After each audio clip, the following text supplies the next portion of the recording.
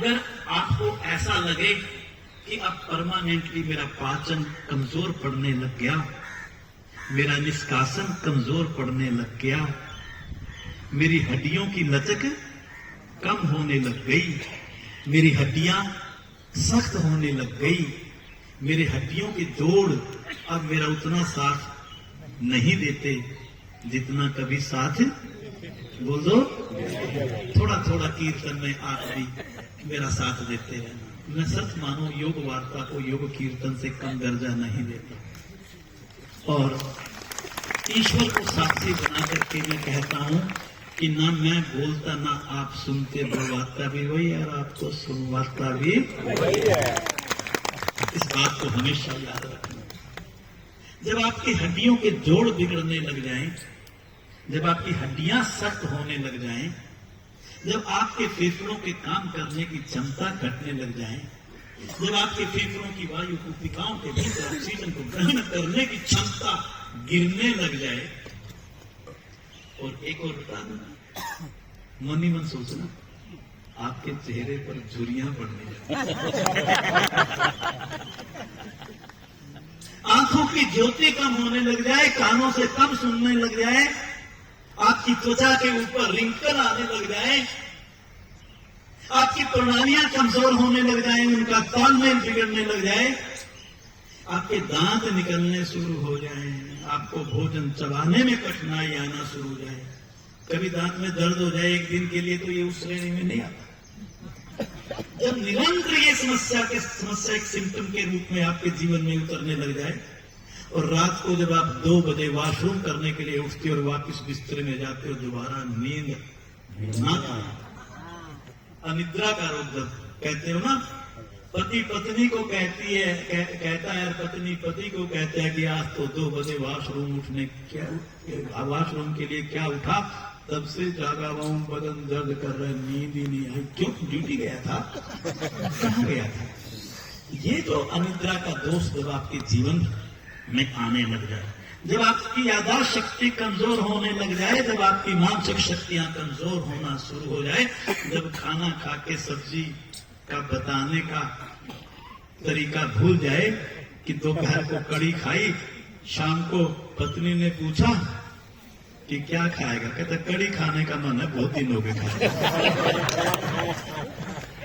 चश्मा माथे के ऊपर लगाया, चश्मा साले घर में ढूंढते घूमते, चाबी कहां रख दी कार की या स्कूटर की, वो तो आगे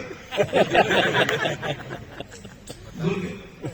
तो जब ये स्थिति आ जाए तो सोच लेना वृद्ध अवस्था शुरू हो गई, दस्तखत देने शुरू हो गई। अच्छा परीक्षण है, डॉक्टर लाख पैथ लैब में जाने की जरूरत नहीं, आपको बहुत बढ़िया सिम्टम से बतला दिया। वृद्ध अवस्था जीवन में आती क्यों है? आपको भी बूढ़े तो सबको होना, इसको कहते हैं आप बूढ़ा।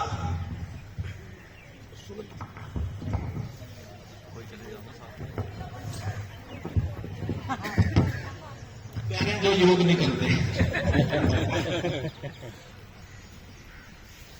वास्तव में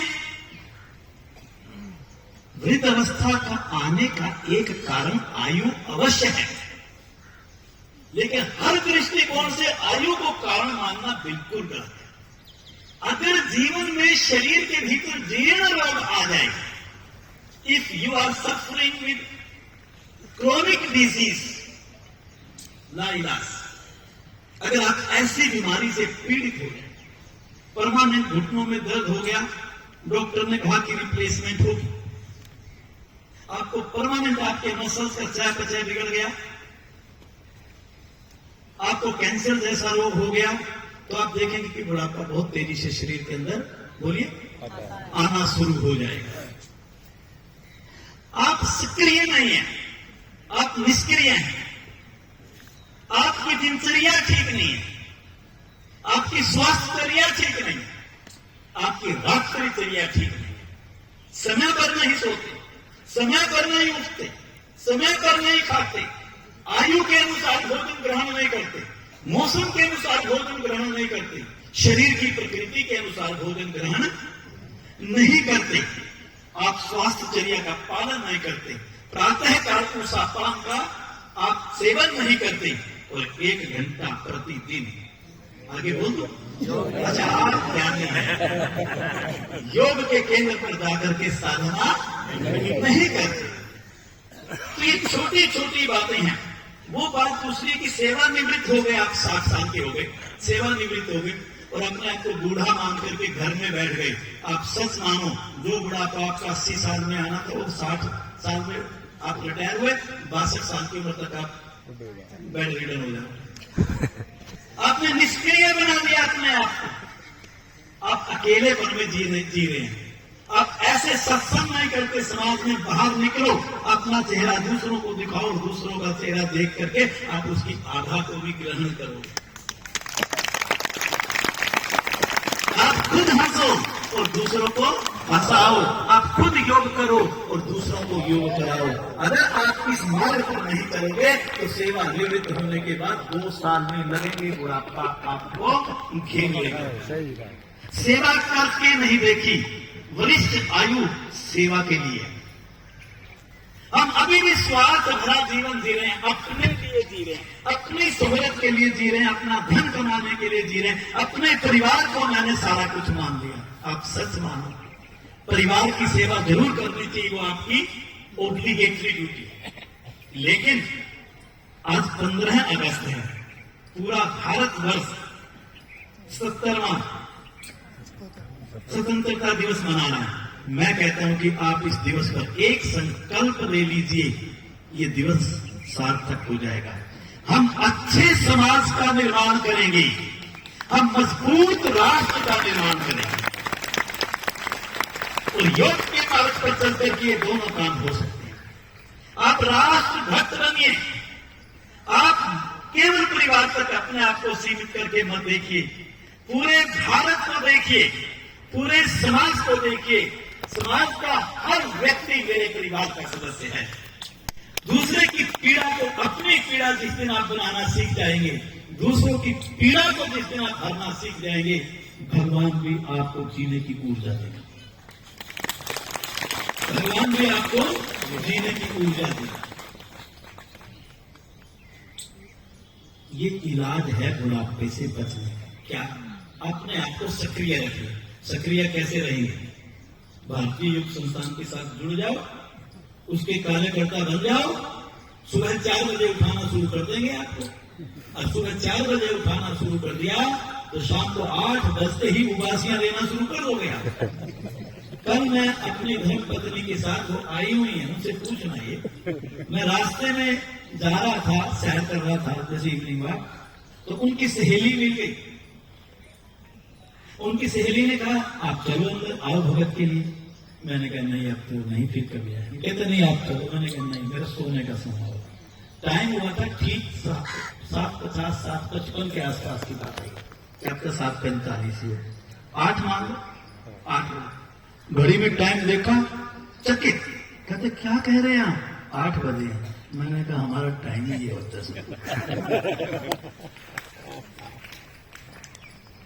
कल मुझे किसी दुखद घटना के कारण खतौली जाना था, 7:30 बजे पहुंचना था आश्रम में अपने। 7 बजे मैं मंच पे बैठा था। मैंने 12:30 पर वायदा किया था घर आ जाऊंगा। 2 जगह पर शोक सभाएं अटेंड करके मैं 12:20 पर घर पर था। ये समय आयोजन, ये दृष्टि, ये सक्रियता, ये अनुशासन, ये जीवन शैली जिस दिन जीवन में हमारे उतर जाएगी, बुढ़ापा तो भीतर तो क्या पास से भी गुजरता हुआ रहेगा। मत समझिए कि हम बूढ़े हैं, आयु कुछ नहीं होती, जाना सबको है। काम करते हुए हंसते गाते जाइए, जीवन आपका तर जाएगा। और आप एक सुंदर बात को 5 मिनट में बदला करके अपनी वाणी को यहीं विराम दूंगा। आज मेरा बोलना नहीं बनता था, लेकिन जब तक बोलूंगा नहीं तब तक मुझे भी सब्र नहीं आएगा। अगर हम प्रतिदिन योगाभ्यास करते हैं तो बुढ़ापे में ये हमारी मदद क्या कर रहा है? सबसे पहले आपका पाचन बढ़िया बना देगा, और पाचन बढ़िया होगा तो शरीर का पोषण बढ़िया होगा। और आपकी जब आप आसन करते हैं तो आपकी बड़ी आंखें सही से काम करती हैं, और सुबह जब आप उठेंगे 2 गिलास कोसा पान करेंगे तो आप यकीन मानिए सहज रूप में मन का निष्कासन शरीर से हो जाएगा। दिन भर आपकी तंदुरुस्ती और फुर्ती सामान्य व्यक्ति से 2 गुना बनी रहेगी। जो यहां बैठे हैं वो आप सब योग प्रेमी हैं। आप एक बात से जरूर सहमत होंगे, अगर इन हड्डियों को जोड़ों को लचकदार बनाना है और धरती पर कोई कला इस हड्डियों को जोड़ों को लचकदार बनाने की है तो योग के अलावा, आसनों के अलावा कुछ नहीं। तो आपको फक्र होना चाहिए कि भारतीय योग संस्थान प्रतिदिन आपको 60 मिनट योगाभ्यास करा करके आपकी हड्डियों और जोड़ों को लचकदार बना रहा है। कैसे आएगा बुढ़ापा मेरे भीतर? लाइए ये कॉन्फिडेंस अपने भीतर। भाव ही मुझे बुढ़ापा बनाते हैं और भाव ही मुझे युवा बनाते हैं। और आपको एक बात और बता दूंगा, योग करने वाले का चेहरा देखिएगा। आपने देखा अभी मैंने क्रोध किया और 2 मिनट के बाद हंस लिया और हंसा गया। पति पत्नी में भी अगर कभी झगड़ा हो जाए ना, योगी की खास बात बता रहा हूं, थोड़ी तू मैं मत हो, आप बताओ। जो योग नहीं करते अगर झगड़ा हो जाए तो 3 दिन तक एक दूसरे से मुंह सुला के रखेंगे, बात ही नहीं करेंगे। और जो योग करने वाले यहाँ होते हैं ना, मान लो पति है, घर में पत्नी ने थोड़ा गुस्सा कर दिया, मुस्कुरा करके सॉरी भी कर देंगे, उसको मना भी देंगे। अगर ये शक्ति कोई देता है आपको तो घर में अच्छा माहौल रखने की, बोलो कौन देता है? योग। ये बहुत बड़ी आर्ट है। आप इसको, मेरी बात को किताबी बात लग रही है, आपको किताबों में कोई लिखी मिलेगी नहीं, तो ये हृदय से भाव व्यक्त कर रहा हूं मैं आपके साथ।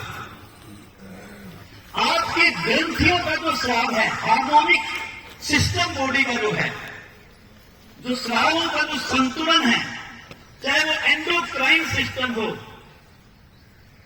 चाहे आपकी वो कोई ग्रंथि हो, सब ग्रंथियों से निकलने वाला स्राव, सारे हार्मोन, सारे दूषित बॉडी के अंदर संतुलित रहते हैं। आपको शरीर में कोई दोष हो ही नहीं सकता।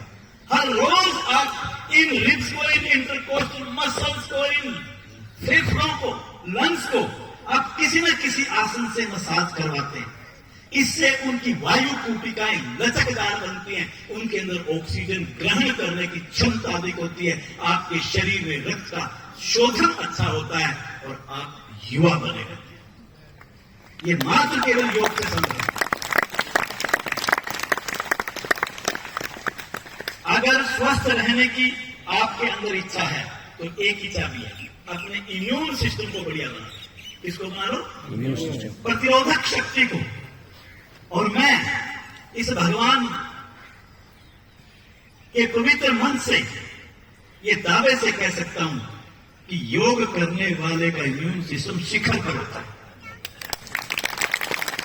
छोटे मोटे 2 शरीरों के अंदर बीमारियां तो चलती रहती हैं, उनकी चिंता नहीं करनी। अगर आ भी जाएगा तो आपके शरीर का इम्यून सिस्टम आपको बचा करके ले भी जाएगा।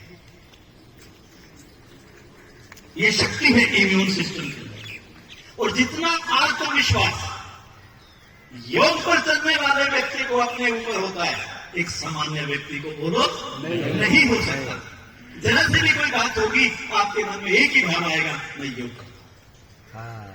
बोलने का भरोसा, शब्दों के ऊपर कमांड, दिनचर्या में संतुलन, भोजन में संतुलन, स्वास्थ्यचर्या, दिनचर्या, उठने का समय, सोने का समय, भोजन की गुणवत्ता, ये सारी चीजें आपकी सुधरती चली जाती है। आपकी शारीरिक क्षमताएं बढ़ती रहती है, आपकी याददाश्त शक्ति बढ़ जाती है, आपका स्नायु तंत्र उच्च कोटि पर तय होता है, आपका चयापचय बहुत बढ़िया बनता है, आपका शारीरिक स्वास्थ्य मिलता है, आपको मानसिक स्वास्थ्य मिलता है, और आप सच मानो आध्यात्मिक स्वास्थ्य भी आपका एक गुणात्मक और उच्च कोटि का होता है।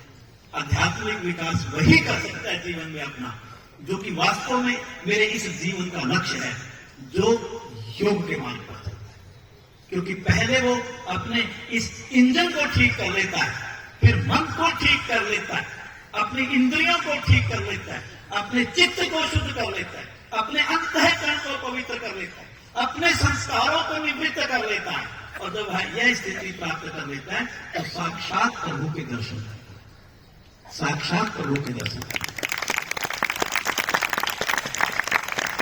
अतः मुझे प्रतिदिन कैसी भी विपरीत परिस्थिति हो, योगाभ्यास वंचित नहीं रहना इससे। जो कोई ऐसा व्यक्ति साधक आज आया हो लालच में कि यहां कोई बढ़िया कार्यक्रम होगा, वो एक ही संदेश मेरा लेकर के जाए कि बचे हुए जीवन में हफ्ते में 7 दिन, महीने में 30 दिन, साल में 365 दिन, हर विपरीत परिस्थिति में 1 घंटा नहीं कर पा रहे हो 50 मिनट करो, 50 मिनट नहीं कर पा रहे हो कभी विपरीत परिस्थिति में आप 40 मिनट करो, लेकिन नागा मत करो। अगर नागा कर दी तो घर में जाकर के अल्पाहार की भी नागा कर देना। जिस दिन आप इतने संकल्प के साथ जीवन जीना शुरू कर दोगे, मैं उस भगवान को साक्षी बना करके कहता हूं, वृद्ध अवस्था तो क्या, कोई भी दोष आपके शरीर में नहीं आएगा। आप आरोग्यता को प्राप्त करेंगे, स्वस्थ जीवन जिएंगे। इन्हीं शब्दों के साथ मैं अपनी वाणी को विराम दूंगा, यह कहते हुए कि जब तक मन से ना कहा जाए एक भी साधक आज अपना आसन नहीं लपेटेगा। और जिन अधिकारियों की मैंने ड्यूटी लगाई वो पीछे रहेंगे, और जिनको प्रसाद वितरण व्यवस्था में ड्यूटी लगी हुई थी, मैं देखूंगा पर्सनली, मैं वहां खड़ा रहूंगा कि क्या पंक्तिबद्ध आप आज प्रसाद ले रहे हैं। कोई भी साधक बिना प्रसाद के नहीं जाएगा। मैं सबसे बाद में प्रसाद दूंगा जब तक आप सब न लेना, लेकिन आप प्रसाद लेकर के जाए। आप मंदिर में आए, मेरी इच्छा है इस स्वतंत्रता दिवस पर।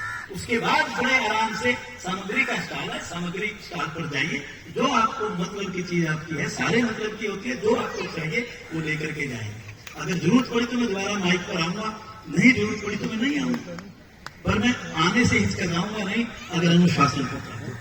ठीक है, आप बैठे रहेंगे, अभी प्रार्थना शांति पाठ होगा। ओम शांति शांति।